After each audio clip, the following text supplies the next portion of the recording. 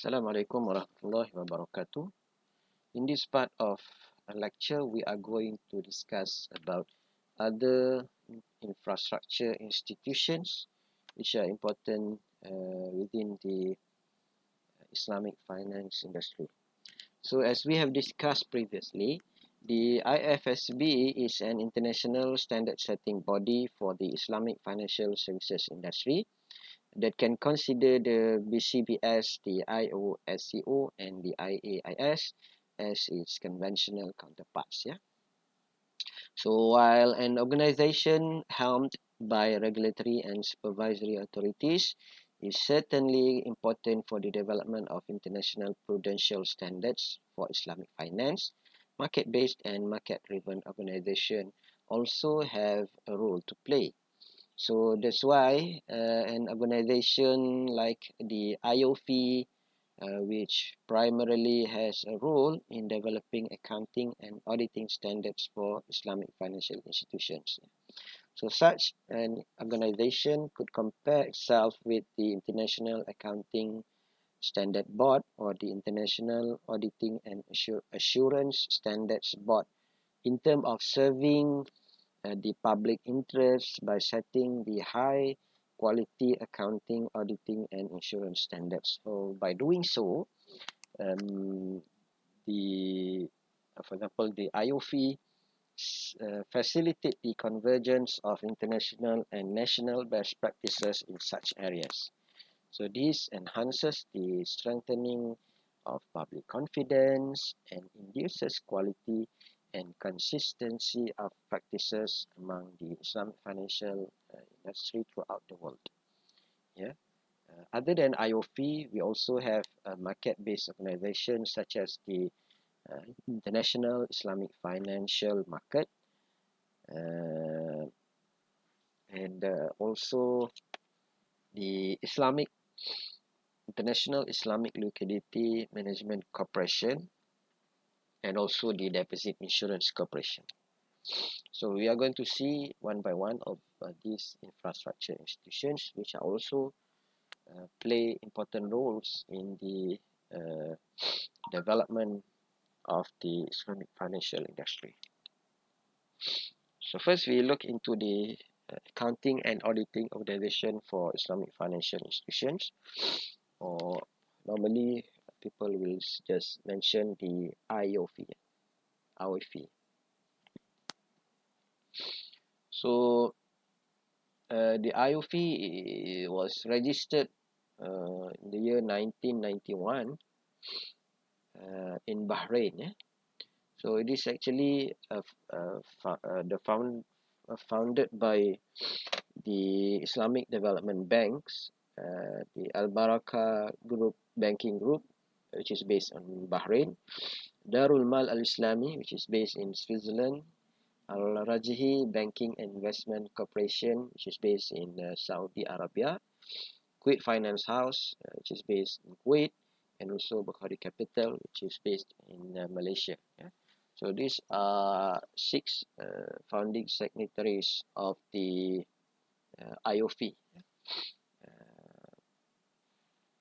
So the as an independent international organization, IOFI is supported by institutional members. So they have like 200 members from 45 countries, including the central banks, the Islamic financial institutions, and other participants from international Islamic banking and finance industry worldwide. So basically, the IOFI's objective are to develop the accounting, auditing, and governance thoughts which are relevant to the activities of Islamic financial institutions, and with consideration of international standards and practices which comply with the Sharia requirement. Secondly, the objective of IOFI is to disseminate accounting and auditing uh, and governance thoughts relevant to the activities of IFI. So this is done through training, seminars, and publication of periodical newsletters, and also carrying out research and other means. Yeah, so that is how IOFI disseminates the accounting, auditing, and governance standards which they have developed. Thirdly, the objective of IOFI is to prepare, promulgate, and interpret accounting and auditing standards for Islamic financial institutions. And last but not least, the objective of IOFI is to review and amend accounting and auditing standards for IFI.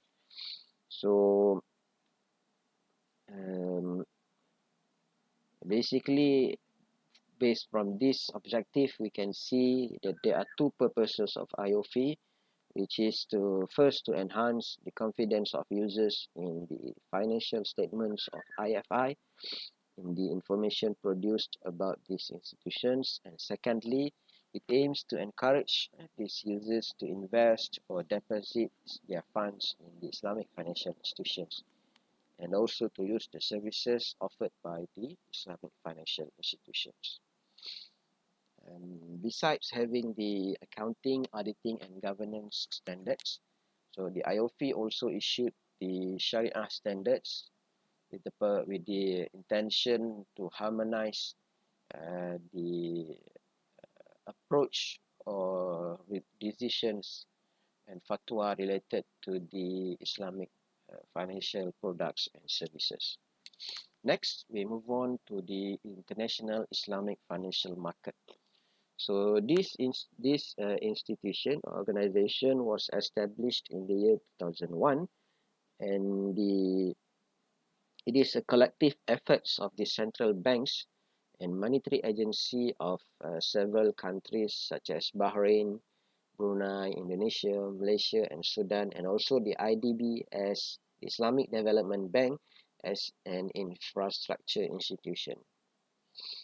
And the mandate of IIFM is basically to take part in the establishment, the development, self-regulation, and also promoting the Islamic capital and money market.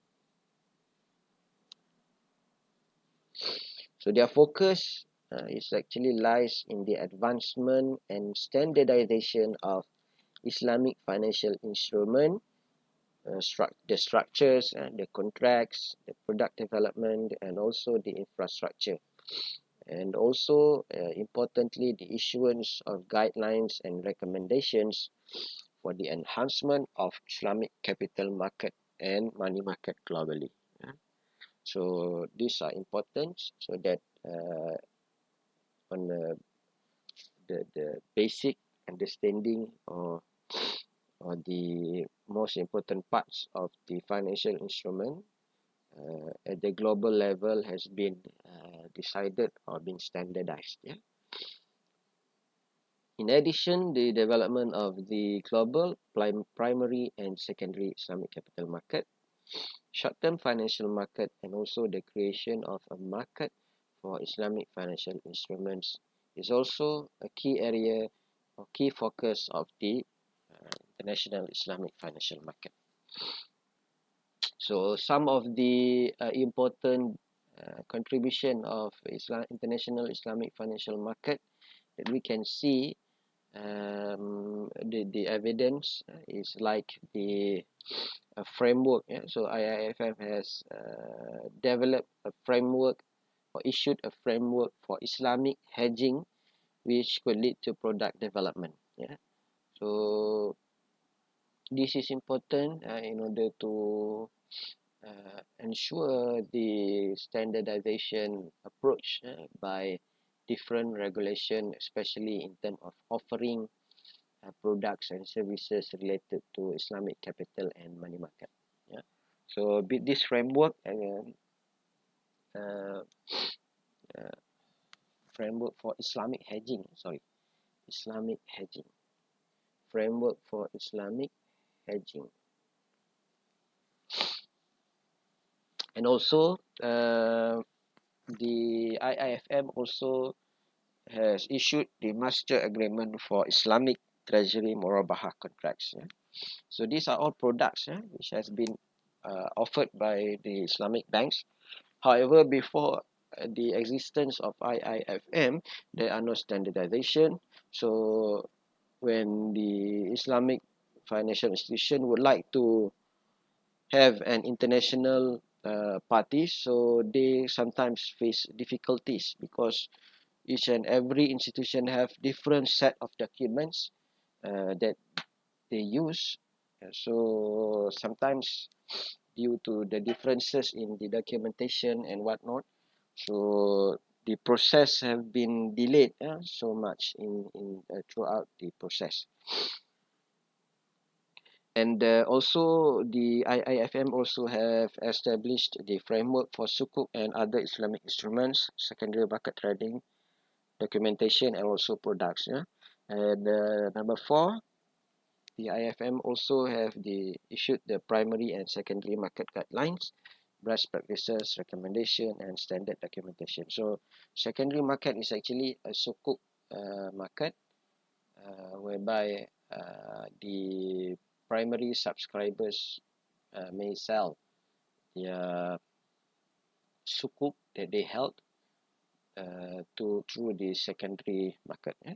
So and also last but not least, the IIFM initiative is to provide infrastructure improvement, including system and procedures to their members. Next, we move on to the International Islamic Liquidity Management Corporation, which is the IILM. Yeah, so the global Islamic finance industry witnessed a major breakthrough in its current development with the establishment of this organization, the IILM, on 2010, yeah?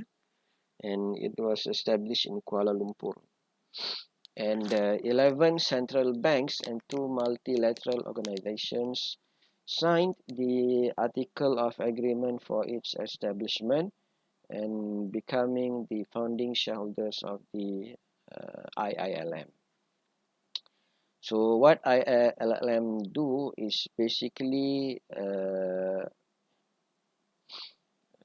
offering an efficient liquidity management by institutions offering Islamic financial services in many jurisdictions, and it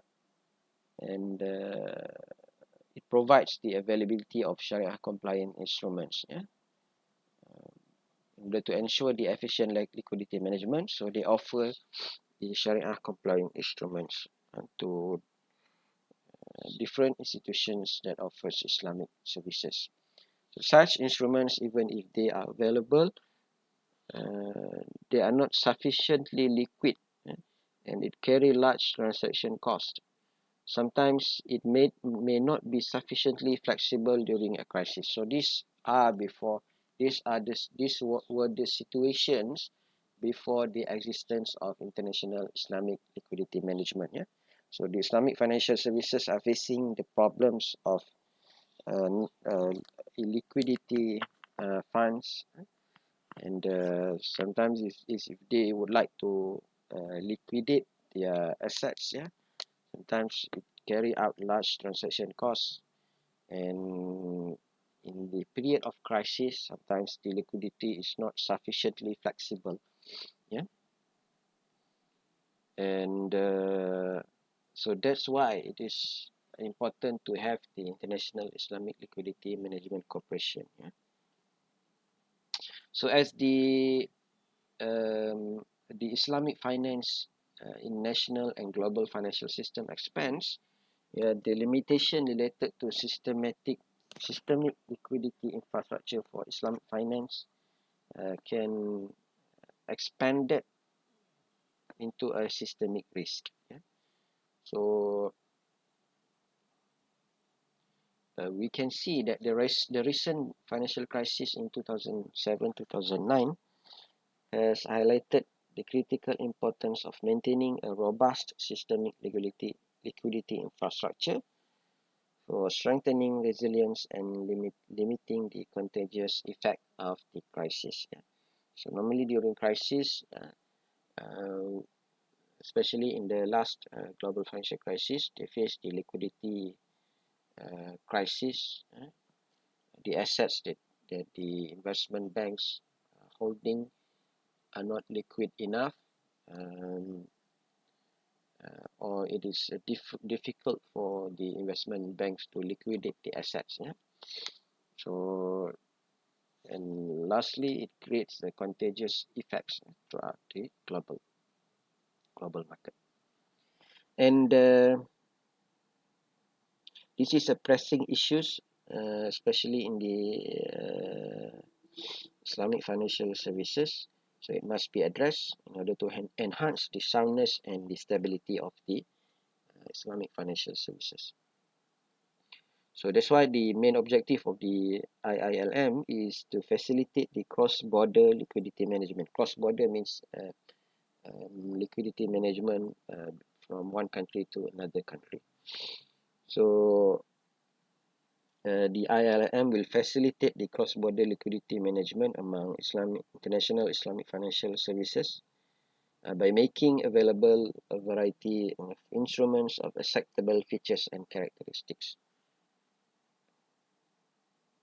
So this is achieved through the use of IILM instruments offered by the IIFS and instruments for liquidity management, and as eligible collateral for interbank transactions and or central bank financing, or through the trading of IILM instruments among the financial services, either within the same country or within the cross-border in the secondary market. So with this, it will also leverage the credibility and goodwill of its shareholders, which would enhance the possibility of the instruments issued by the IILM to achieve a high rating. So as the IILM intended to facilitate a cross-border liquidity management, so most of the instruments are denominated in major reserve currencies, such as the euro and also the US dollar. So that is the third important recognition within the Islamic financial services. Last but not least is the deposit insurance. So for example, in the case of Malaysia, um, we have established the Malaysian Deposit Insurance Corporation, or the Perbadanan Insurance Deposit Malaysia. It was established in the year 2005 under the Malaysian Deposit Insurance Corporation Act 2005, and it is established based on the foundation to offer an effective consumer protection, especially the deposits which deposited by consumers in the banking market. So the functions of PIDM is basically to assess and collect premiums or fees from banks. So because they offer or they cover the deposits of depositors, the fees are actually paid by the banks. So PIDM will assess how much premiums or fees which will need to be paid by the banks, and also they collect the premiums and fees.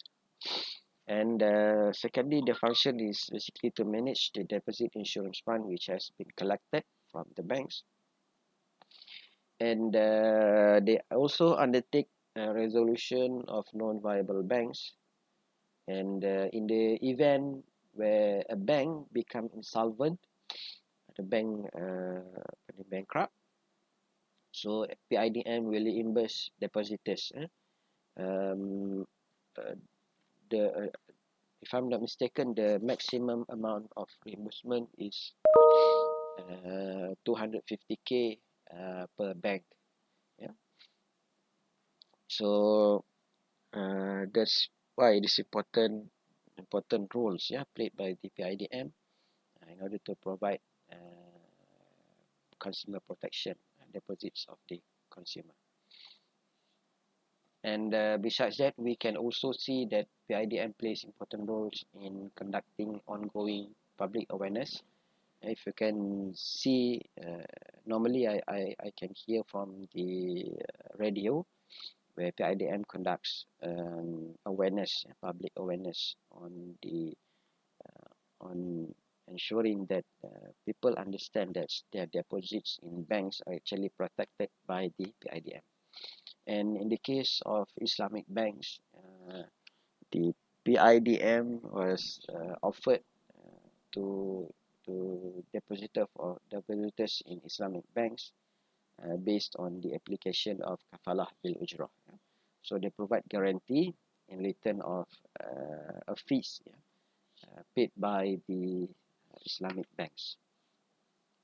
So that's all four important infrastructure institutions within the Islamic financial frameworks. So all these institutions are actually providing assistance to the Islamic financial services, especially in ensuring the efficient, stable, or stability of the Islamic financial services to functions within the global financial within the global financial market level. So that's all related to the regulations and supervision bodies within the Islamic financial institutions. Thank you very much. Assalamualaikum warahmatullahi wabarakatuh.